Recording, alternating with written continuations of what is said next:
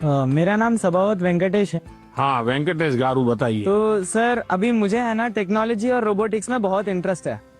तो आजकल कई बार आपने भी बोला था कि स्किल ज्यादा जरूरी है, और बाहर भी लोग बोलते हैं मार्क्स ज्यादा जरूरी है, स्किल जरूरी है, मार्क्स ज्यादा जरूरी है। ऐसा ही सोच सोच के हमारे अंदर एक डर बैठ जाता है। तो आप बताइए कि स्किल ज्यादा जरूरी है या फिर मार्क्स ज्यादा जरूरी है? ये जो मन में रहता है ना कि इसका महत्व है कि उसका महत्व है, खाने का महत्व है कि सोने का महत्व है, पढ़ने का महत्व है कि खेलने का महत्व है, उसका एक कॉमन जवाब होता है, हर चीज में संतुलन होना चाहिए, बैलेंस होना चाहिए। एक तरफ झुकोगे तो गिरोगे कि नहीं गिरोगे? Yes sir. और सही बैलेंस करके रहोगे तो गिरोगे क्या कभी? No sir. तो ये सिंपल सी बात है। अब दूसरी बात है, स्किल में भी दो प्रकार के स्किल है। एक है लाइफ स्किल, दूसरा है प्रोफेशनल स्किल। उसमें भी कोई मुझे पूछेगा कि साहब लाइफ स्किल में ध्यान देना चाहिए कि प्रोफेशनल, मैं कहूंगा दोनों में देना चाहिए। अब मुझे बताइए, बिना अध्ययन किए, बिना ऑब्जर्वेशन किए, बिना ज्ञान प्राप्त किए कोई भी स्किल आ सकता है क्या? No sir. तो स्किल की शुरुआत तो ज्ञान से ही होती है। Yes sir. तो उसका महत्व कम नहीं है। मान लीजिए हम बहुत बढ़िया पढ़ लिए हैं, लेकिन एक बार अचानक माँ बाप को बाहर जाना हुआ, अब हमें भूखे मर रहे हैं, किचन में सब पड़ा है, लेकिन पता ही नहीं कैसे करूं, क्या करूं, कि डब्बे में क्या है, कैसे निकालूं। क्यों? हमने कभी ध्यान ही नहीं दिया। जो इसलिए लाइफ स्किल जीवन की रोजमर्रा की जिंदगी है, इसमें हमारी लाइफ स्किल अच्छे से अच्छी कैसे हो। मेरा सुबह उठने का समय क्या है, सोने का समय क्या है, मैं व्यायाम करता हूं तो मेरी उम्र के हिसाब से मैं व्यायाम करता हूं, मुझे नया व्यायाम में सीखता हूं कि नहीं सीखता हूं। मैं किसी को मिलने जाता हूं तो मुझे बातचीत करना कॉन्फिडेंस से आता है कि नहीं आता है। मुझे रेलवे स्टेशन पे गया और मुझे मालूम ही नहीं है भाई टिकट कहाँ से लेना, तो मैं 10 लोगों को पूछता हूँ भाई टिकट कहाँ से लेता हूँ। तो लाइफ स्किल जो है वो हमने आत्मसात करनी ही करनी चाहिए। अब दूसरा विषय प्रोफेशनल स्किल। आप मानो डॉक्टर बनने वाले हैं, तो डॉक्टरी की स्किल आपकी एकदम से अपडेट होनी चाहिए। ऐसा नहीं कि मैं नंबर 1 हो गया था यूनिवर्सिटी में और इसलिए मैं ऑपरेशन करूं या न करूं चल जाएगा, ऐसा नहीं है। आपको अगर हार्ट स्पेशलिस्ट बनना है तो किताबें आपको हार्ट स्पेशलिस्ट बनने में मदद कर सकती है, हार्ट स्पेशलिस्ट नहीं बना सकती। हार्ट स्पेशलिस्ट तो आप तब बनेंगे जब एक्चुअली आप पेशेंट के साथ, उसके हर स्टेजेस के साथ जुड़ करके अपना स्किल डेवलप करोगे।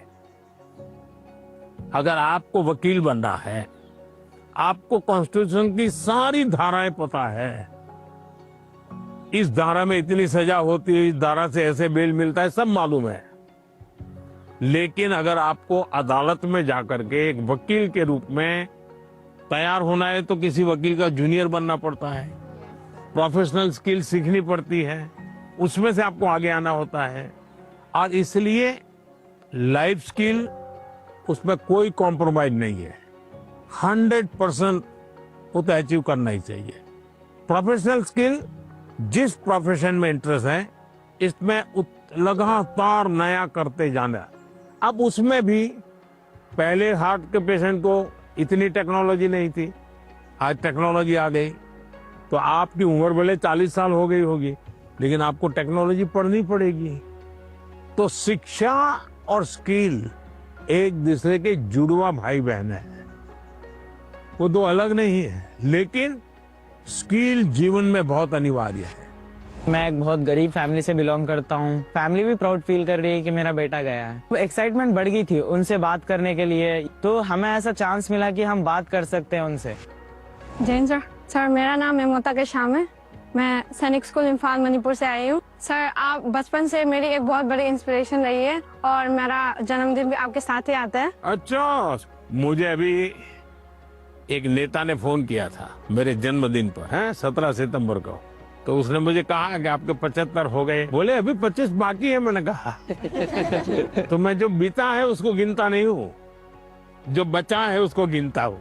और इसलिए जीवन में मैं आपको भी कहता हूँ, बीता है उसकी गिनती में समय बर्बाद मत कीजिए, जो बचा है उसको जीने के लिए सोचिए। अच्छा बताइए। सर मेरा आपसे ये प्रश्न है कि सर हम बोर्ड्स एग्जाम या फिर कोई स्कूल के एग्जाम के प्रिपरेशन करते समय पिछले कुछ सालों के क्वेश्चंस देखते हैं और हम ये अपने आप तय कर लेते हैं कि कौन सा टॉपिक ज्यादा सही रहेगा, कौन सा जरूरी है, और कुछ हम सोचते हैं कि मार्क्स कम है एग्जामिनर का, यहाँ पे फोकस नहीं होगा तो हम छोड़ देते हैं। क्या ऐसा करना सही है? कभी कभी आपने देखा होगा अखबार में हेडलाइन आ जाती है कि इस बार पेपर बहुत भारी था, बच्चों को बहुत तकलीफ हुई। ये क्यों होता है? सिलेबस के बाहर का होता है क्या? No sir. लेकिन आपको भारी क्यों लगता है? क्योंकि आपने वो 10 साल की पैटर्न के जो 3, 4, 5 साल एक एक विषय के सवाल है उसी पर ध्यान केंद्रित किया। पहले आता था श्योर सजेशंस, फिर आने लगा इम्पोर्टेंट क्वेश्चंस, फिर आने लगा 10 साल के पेपर आप कर लीजिए वही पैटर्न चलेगा। ये बीमारी जब मैं पढ़ता था तब भी थी, और ये बीमारी फैलाने का काम कुछ टीचर भी करते हैं। टीचरों को क्या लगता है कि मेरे स्कूल का नंबर अच्छा हो, मेरे क्लास का नंबर अच्छा हो, इसलिए वो क्या करते हैं जिससे नंबर मिले वही पढ़ाते हैं। अच्छे टीचर आपने देखा होगा सर्वांगीण विकास के लिए पूरा सिलेबस पढ़वाते हैं, पूरे सिलेबस पर मेहनत करवाते हैं, उस सिलेबस का आपकी जिंदगी में क्या उपयोग है वो समझाते हैं। अब आप देखिए कोई खिलाड़ी है, अगर मान लीजिए उसको बॉलिंग करनी है तो क्या वो अपने कंधे के मसल से मजबूत करता रहेगा तो अच्छा बॉलर बनेगा क्या? सर उसको और क्या क्या करना पड़ेगा? एक्सरसाइज करनी पड़ेगी, योगा करना पड़ेगा, एक्सरसाइज करनी पड़ेगी, पूरे शरीर को मजबूत करना पड़ेगा, उसको मन को भी मजबूत करना पड़ेगा। Yes sir. उसको अपना खाने की पद्धति को भी उसके अनुकूल बनाना पड़ेगा। Yes sir. उसको नींद भी उस प्रकार से लेनी पड़ेगी। करता क्या है? बॉल फेंकता है, लेकिन पूरे शरीर को तैयार करता है कि नहीं करता है? Yes sir. शरीर का एक अंग भी वीक रह गया, बॉलिंग अच्छी करता है, कंधा बहुत अच्छा है, स्पीड सब अच्छी है, लेकिन पैर ठीक नहीं काम कर रहा है तो बॉलिंग कर पाएगा क्या? No sir. जैसे एक प्लेयर को अपने गोल को पाने के लिए खेल में मास्टरी पानी है तो भी उसको संपूर्ण शरीर की चिंता करनी पड़ती है, वैसे ही हम जिंदगी परीक्षा के लिए नहीं है, हमारे जीवन को बनाने के लिए शिक्षा एक माध्यम है। और हम शिक्षा सही करते हैं गलत करते हैं तो बार बार हम अपने एग्जाम करते हैं। तो ये जो एग्जाम है वो हमें अपने आप को एग्जामिन करने के लिए एग्जाम है। अल्टीमेट गोल एग्जाम के नंबर नहीं हो सकता है। अल्टीमेट गोल संपूर्ण जीवन के विकास का होना चाहिए। और इसलिए ये जो पैटर्न हम 10 क्वेश्चन कर लें, ये कर लें, हमने अपने आप को सीमित नहीं करना चाहिए। इसका मतलब ये नहीं कि ये भी नहीं करना, ये भी करना चाहिए, लेकिन उसको अगर 10% देते हैं तो 90% और करना चाहिए। तो मेरा तो सभी विद्यार्थियों से आग्रह है कि आप जिंदगी सबसे ज्यादा उत्तम बने, जीवन अपना श्रेष्ठ बने, अपना पूरा जीवन शानदार रहे, उसके लिए जीवन को तैयार करना है। और शिक्षा एक माध्यम है, उस माध्यम के रूप में उसको करना चाहिए।